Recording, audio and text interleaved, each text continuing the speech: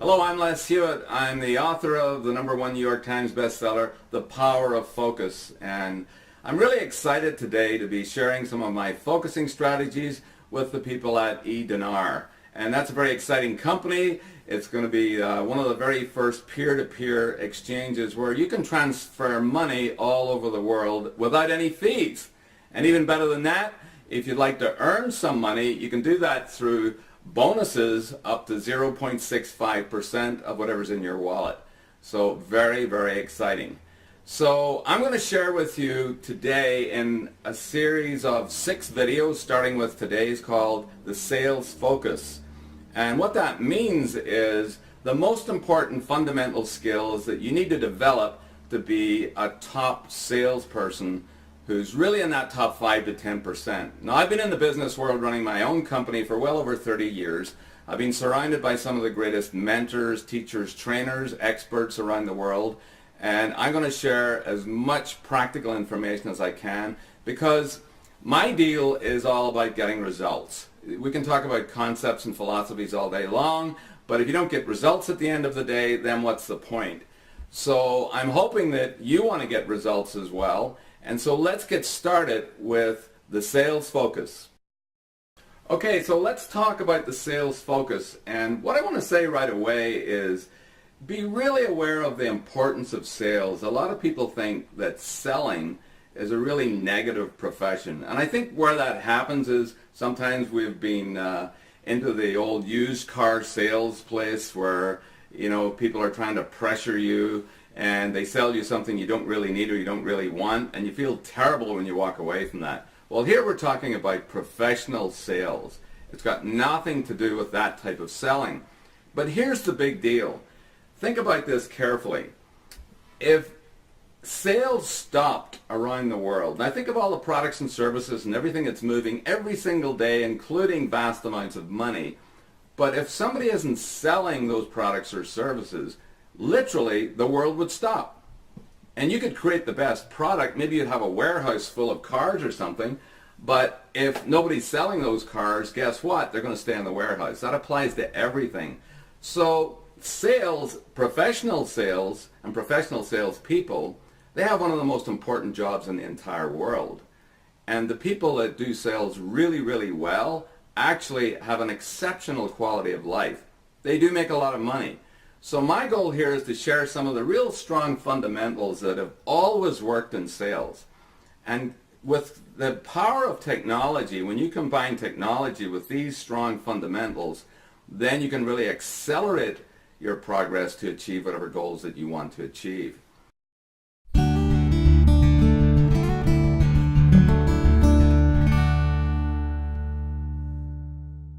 So let's talk again about the sales focus. Well, the very first thing is knowing your market. Now think about this again. You know, some markets, maybe you sell something and it's local, maybe in your town or city, and that's as far as you want to go. Maybe you know some people there and you want to build a community just locally. That's fine.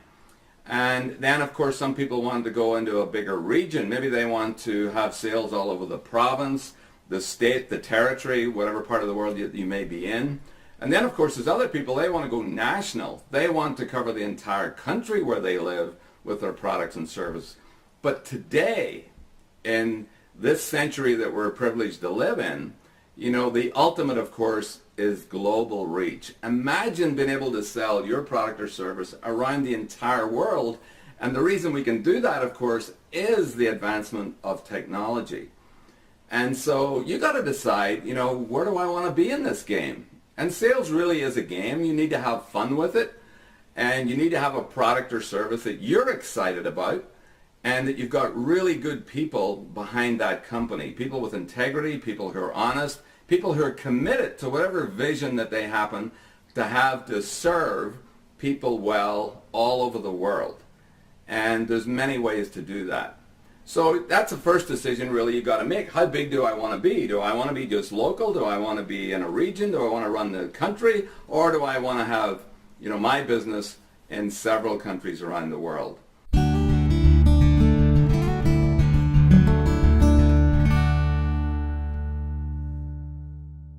that's a big, big decision, as I've said. Now, the second part here, when you've decided what is my market, then you have to say, well, who's going to be my customer? So that brings us up to really the second point in this sales focus, and that is quality appointments.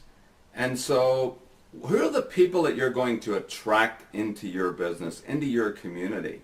What type of people? Now, let me give you a personal example. I used to think everybody was my target, and I learned the hard way that that wasn't the case at all. And I remember when I was in direct sales for the very first time many, many years ago, I never had any sales training whatsoever. And I was very fortunate to have a great regional manager who taught me a lot of things and realized that, I needed a little bit more than enthusiasm, which I had lots of, but I really didn't have a clue about the process of selling. One of the biggest mistakes I ever made was going out to people who I knew nothing about, and I just thought everybody would want this great product. And I would spend incredible amounts of time and energy wrestling people verbally, mentally, not physically, and persuading them to come into this company and taste the product. And of course, some of those people had no interest whatsoever in buying. They didn't even need what I was selling.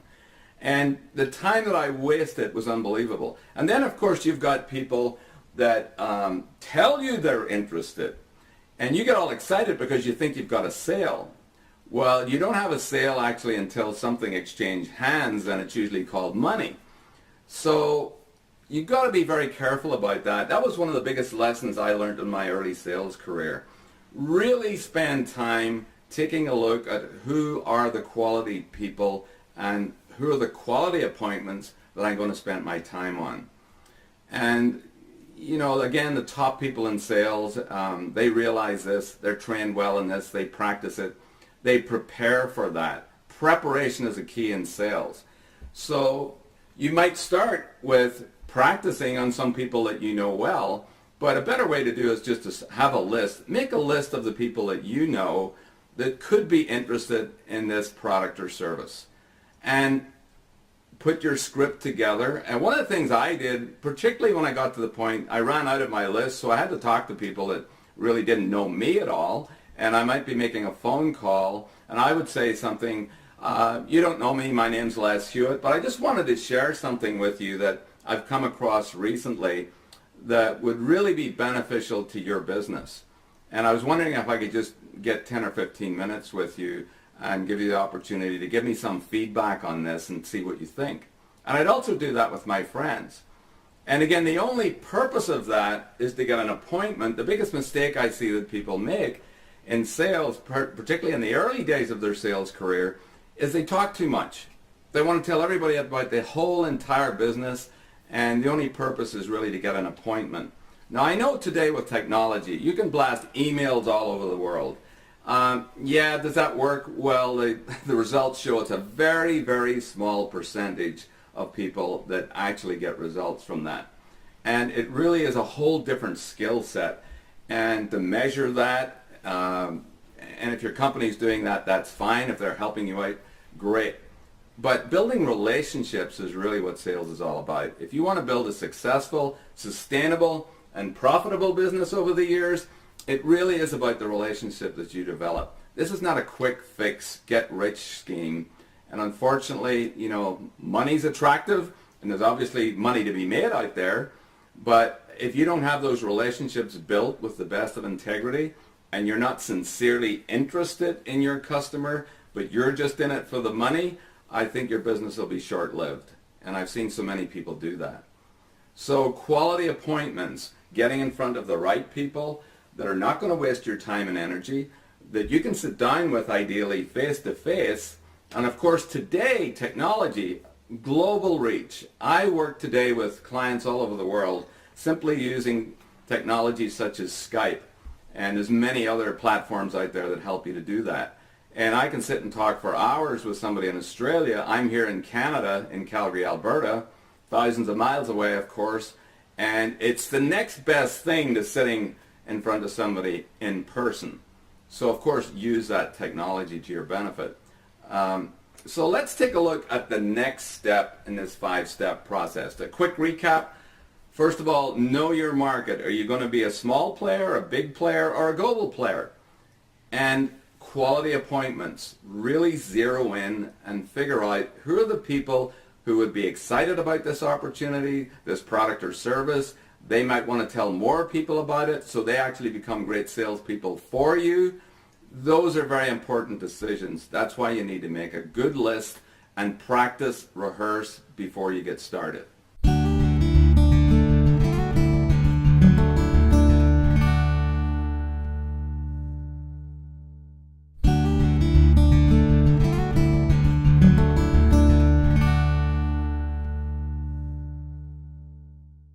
Hi, Les Hewitt again, and we're in the middle of the sales focus, those 5 important points to help you become a terrifically successful salesperson. The next one I want to talk to you about is called compelling presentations. Some people call it a high impact presentation.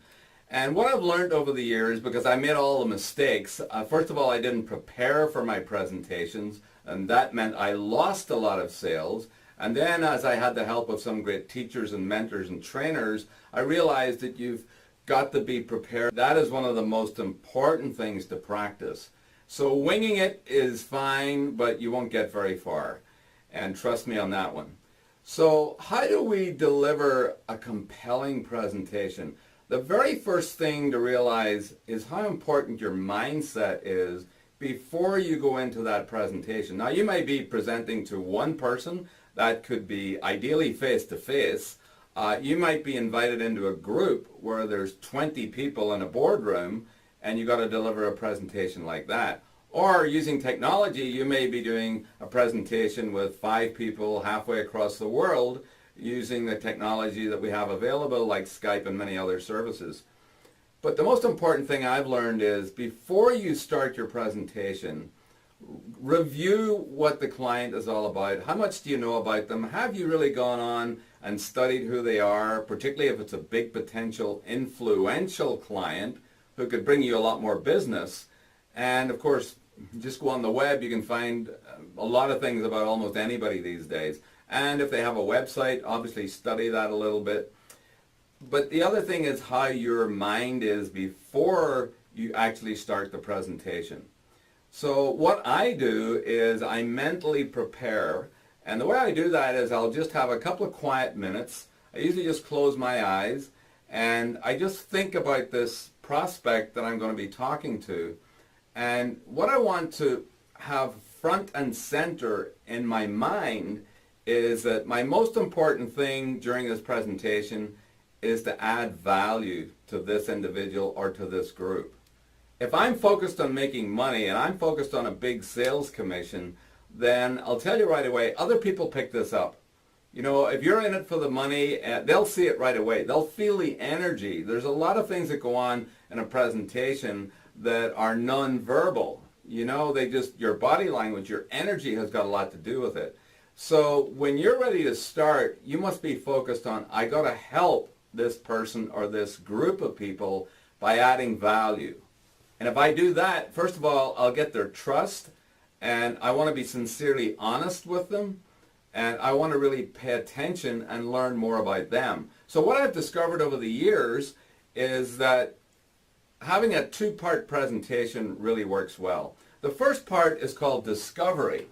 And, you know, lawyers do this a lot. You know, they're in discovery, which means they have a client and they have the opposing client. We see this in divorce situations a lot, where the lawyer has the ability to ask all the questions that they want to get as much information to help with the legal presentation. And of course, the other side do the same thing as well. It's called discovery. So your most important thing at the start, after the quick introductions, and don't spend a lot of time on that, is really to ask questions and become really skilled at finding out what are the challenges this person or this group have, and how can you solve them. You are a problem solver. It's that simple. And often the people that you meet, they don't have a need for what you've got, and that's okay too. But I always want to leave value no matter who I speak to. If I know there's no chance of a sale, and it's really not the best time for them, or they're already well covered in whatever service that you're selling them or product, then fine, but leave them with value. You might recommend a book, you might whatever, but that works. So here's how it works. In that first few minutes, you want to just have a conversational style. Don't interrogate them. It's like you don't go in with a big list with 50 questions on it and they feel like they're being interviewed rather than having a conversation. And so one of the questions I like to ask early on is, tell me what your biggest challenge is regarding this particular product or service that they may or may not need or they may be using. What's the biggest challenge you've got at the moment? And if you've gained trust in that first couple of minutes, and of course you can spend a moment or two telling who you are and so on, but don't go into a whole big presentation of your company, your product or service, how great we are, and bombard them with too much information. Let me give you a quick example of this. I was sitting at lunch in my office downtown, and this young guy walked in because everybody else was out to lunch, and I was alone in my office. And this guy just walked in, unannounced, had no appointment, knocked on my door, walked in with a big binder under his arm, and he said, "Hi, my name's Mike. I want to show you something." And he opens this binder, and there's 50 pages in this binder with 50 different products. He was a direct sales guy going door to door. And I was sort of amused by this. I sort of sat back and was very interested to see what his presentation was all about. Now remember, he had no appointment, big mistake number one. He opens the book, he says, "Let me tell you about this product. It's fantastic." And he rambles through all the details in this product. Before I could say anything, he's into the second page, and within 3 or 4 minutes, he's into 10 pages of products. By that time, of course, I said, "Hey, hold it, stop. First of all, you don't have an appointment. And do you think you're selling or helping?" And he just looked at me with this crazy look on his face. I said, "Sorry, I'm busy. Good luck with whatever you're doing, but I'm not interested." And that is the absolute worst way to do a presentation. 50 pages in his binder. He never even introduced himself. He never asked anything about me. He just launched straight into all these great products and tried to get as much information at me in the shortest time possible. Obviously, that doesn't work. And it's interesting that people still do that. So again, you got to find out as much as you can about them before you go into the meeting. Great. I don't want to know everything about them. I prefer to have a good conversation where it's a natural conversation. And I'm sincerely interested in the group or the individual. Now, another example I had of this, which was very compelling for me, there's a guy that had a famous show on CNN, the American TV network, and his name is Larry King. His show was called Larry King Live, and Larry had this 1-hour live interview show every night of the week, and he ran it for close to 40 years. And I used to watch this just to learn from his interview style, and one day he had on the famous movie star Al Pacino. And Al was a really difficult person to get on TV. Larry had been trying to get Al Pacino as a guest for years. And finally, he agreed to come on to this 1-hour live interview. And it was fascinating because Al Pacino looked like he didn't want to be there. This is live. And Larry is pretty close. You know, that's the way he did his interviews. And he knows this is going nowhere. He asked a couple of simple questions. Pacino just said yes, no, had his arms crossed like this, and no conversation whatsoever.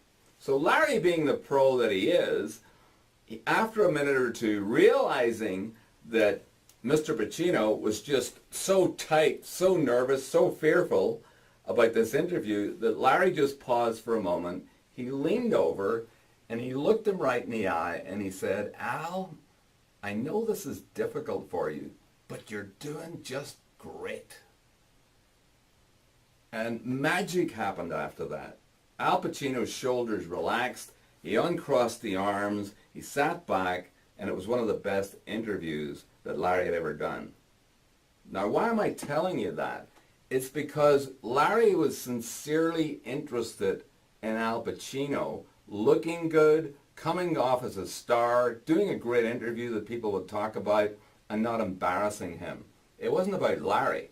Larry never thought of himself any time he did interviews. And some people would try to say that. They would laud Larry, Larry, you're the greatest. Larry, your show is fantastic. And he'd say, it's not about me. Let's talk about you. That's a powerful lesson to learn and understand. It's all about the customer, the prospect. It's not about you. And so the skill that you need to develop in discovery is the skill of asking good questions. And what you're seeking is information about this person, what the needs are, what the challenges are, and gradually moving in to where you've got enough information where you can say, all right, I understand this person, and now I'm going to switch into the second part of the presentation, which is called solution. So we start with discovery, and then when the timing is right, and you will sense that after a while when you practice this, then you move into solution. The solution is your product and service. Then you can tell your story. Then you can say, I think I've got a solution for you. I know you're already working with this company, but I think there's some things here that will benefit you that I'm going to share with you in the next few minutes. Then you tell your story. Then you tell the unique advantages that your product or service has versus what you've heard before. And if you do that well, and again focused on the benefit for the person or the group that you're speaking to, then they're more likely to listen and think about, hey, maybe this is a better solution for us. Now, one little tip I'll give you, you're always looking for signals during any sales presentation. And by the way, to make it compelling, give some examples, give some personal stories. I just give you a couple of examples as I was explaining this.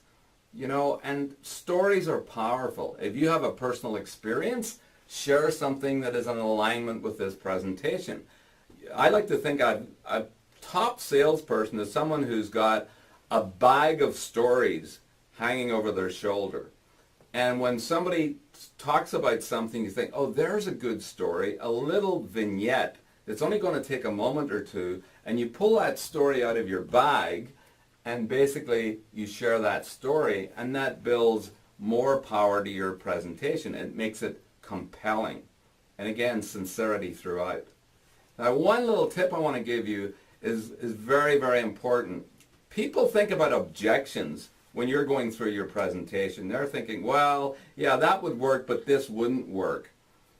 One of the best pieces of advice I ever got was to bring up the most likely objections before the people even think about them.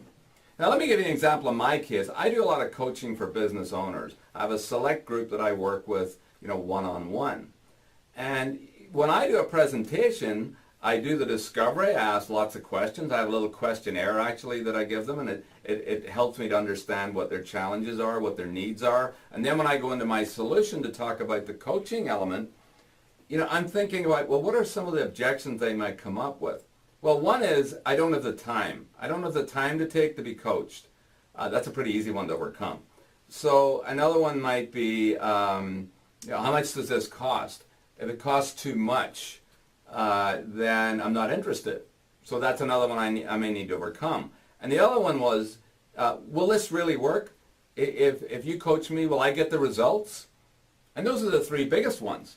So I've got to be prepared for those objections, and the best way to overcome them is to bring them up before they even think about them. And one way to do that is to say, some people, they're not too sure about coaching. One of the things I hear a lot about is they're busy people, so they don't have time. Well, the reason that you're not doing so well is you don't take the time to stop and think and make changes. And that's what I do. And the other thing is, if it costs too much, well, what's the value you're getting here? Can you really put an accurate cost on the value of spending a year with somebody who's an expert? And the other one is, will it work? Well, this is where the stories come in. So I said, well, have you got any evidence that this product or service works?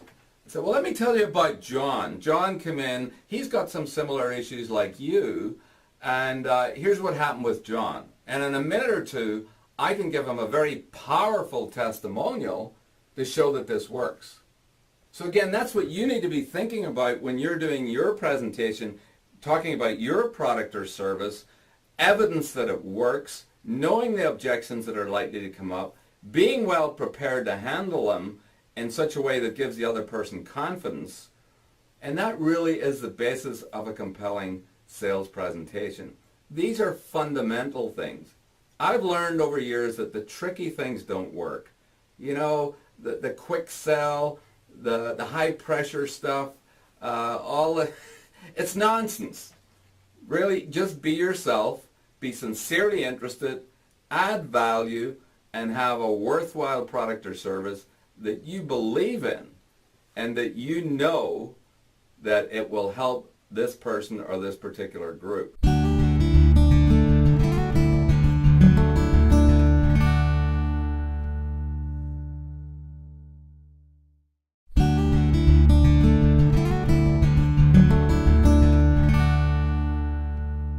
Now, another couple of things about a compelling presentation, of course, is what unique benefits and rewards does your product and service have for your audience? And are you a game changer type company? Are you a startup that's got revolutionary technology that will accelerate everything for this company and bring big rewards to them or the individual? You must have a unique benefit. What is your big idea that works? And of course, if you look at some of the biggest companies in the world, Amazon, for example, one of the biggest online retailers, when Amazon first started, everybody thought, well, I don't know if this is going to work or not. And of course, anybody with a dream and a vision and a compelled drive that they want to make things happen, they make it happen. And look what happens today. How many people are shopping online? And it's growing and growing and growing and growing. Another company out there, when you used to watch movies, well, we had to go to the theater to watch movies. And then we had the Blockbuster video, so you had to go down to the video store and you had to select and you had to line up, and then you took your video home and you put it in your player, and then you had to take it back to the shop again. And of course, what happens today, we get companies like Netflix, and you sit in the comfort of your home, it's on demand, you press a button and your movie's right there. You know, those are game changers. And then of course we have companies like Tesla, the electric car company, Mr. Elon Musk. And of course another guy with a dream, and everybody laughs that it'll never happen. Who wants to drive an electric car? Well, if you make a fast, super attractive car, environmentally friendly, and it doesn't cost much because you just plug it in, and now those cars are really, really popular, and the price is coming down. So again, what's the unique advantage that you have that you can give to your customer or your prospect? So you must know that information. You must share it in a way that they get excited, they get enthusiastic about it, and of course, you must be excited about it. If you don't have the confidence to portray that you think this is a great solution for your prospect, then of course, it's not going to work. You're not going to have any impact. You need high impact. So let's get to the next part of the sales focus, and it's called, after you've done a high impact or compelling presentation, it's called close the sale. That might sound obvious. One of the stats that came out a while ago about so-called professional salespeople was that 60% of people never ask for the sale at the end of the presentation. Imagine 60%. That's unbelievable. And there's always a closing question. Don't let anybody tell you they just get it and they automatically are going to sign on the dotted line. No, it doesn't work that way. You always ask a closing question. And that question, there's only one answer. It's yes or no. And there's several ways that you can ask that question. Now, as you're going through your presentation, you're looking for signals. You're looking for buying signals, levels of interest. If your prospect or the group lean forward, they're interested, they're taking in every word that you say, that's a great sign. If they ask questions, you know, about more levels of interest and discussion, that's a good sign. If they ask you the price, that's a good sign. But there's always still, after all of that, there's still a closing question. And the only answer is yes or no. So it's good to have 2 or 3 types of closing questions. And they're usually very, very simple. Now that you've seen what we've got to offer here, Would you like to give it a try? And that's really a question. It's a pretty soft way to ask. And what's the biggest fear that salespeople have? The reason they don't ask closing questions? What's the biggest fear? Somebody's going to say no. The fear of rejection. And it's very uncomfortable when somebody says no, because often we take it personally when, in fact, that's not the case at all. Would you like to give it a try now that you've seen all the advantages and all the benefits of what we can do to help you? Would you like to give it a try? I know that another top sales trainer, and he had a great way of closing. He just looked them right in the eye and he would say, please, may I have your business? Very sincerely. And he got tons of sales just by, please, may I have your business? Would you like to get started? When would you like to get started? When would you like it delivered? You know, that's the assumptive close if you want, but don't have 49 different ways to close people, because people then think, okay, I'm being pressured, you know, this is just a typical sales presentation. Again, if you're sincerely interested in them, they won't feel that energy, but you must ask the closing question and practice this. So let's get on to the final part of the sales focus.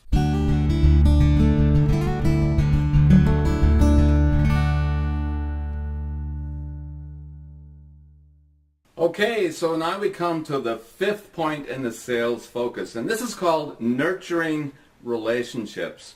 And I think this is actually one of the most important strategies, because sure, you can get the sale, you can close the deal, and what people do often, they just rush off to the next prospect, and they leave the new customer without any support, or even without any interest. Now, I remember one of my clients years ago, he was in the electrical business, and he had a lot of customers, but he never followed up very well with his customers. And so I was in a coaching training program with him, and I was saying, when was the last time that you actually called a few of your best customers to see if they need anything else that you could provide them with?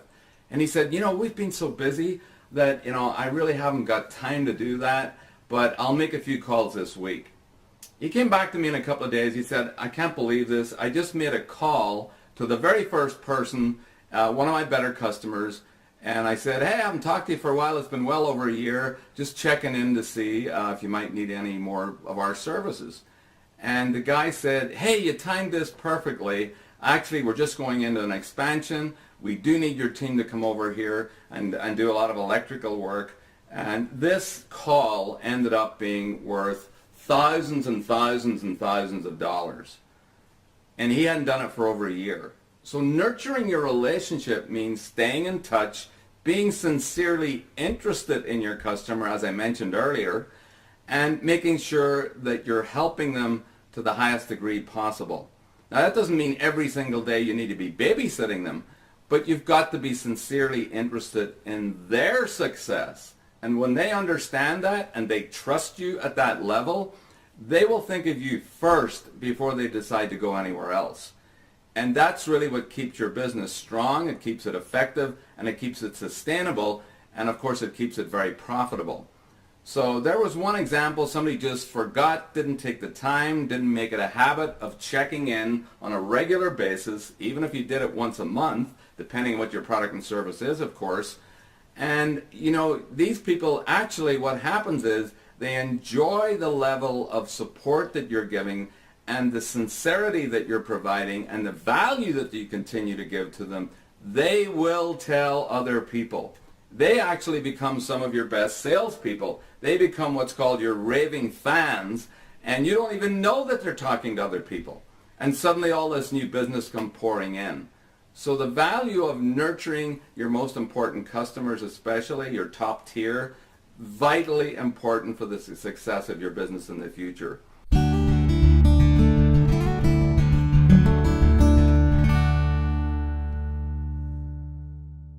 So the next time we're going to be talking about the power of focus. One of the biggest things that happens in business is people get distracted. They get interrupted.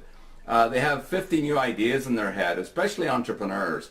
And so we don't focus on our strengths. We don't focus on our priorities. In fact, one of the things I've discovered over the years in major surveys that we've done with business leaders as well as salespeople is that in an average week, they only spend 15 to 35% of their time on their most important priorities. 15 to 35%. In fact, some of the top people in the leadership were at 5%. Now, can you imagine spending 5% instead of 80% every week on what you do best, what your top priorities are? Imagine what your results would be if you only spent 5%. So I'm going to show you several strategies to keep you laser focused so that you focus on the most important things in building your business. Really excited to help you out with that. So remember that sales focus, those 5 elements, practice, take one of those steps, take all of those steps and start practicing. And of course we started with know your market, quality appointments, compelling presentation, close the deal, and of course the last one, nurture your relationships. I look forward to hearing from you, and also get ready for our second video in this series called The Power of Focus, How to Stay Laser Focused. Until then, stay focused and have fun.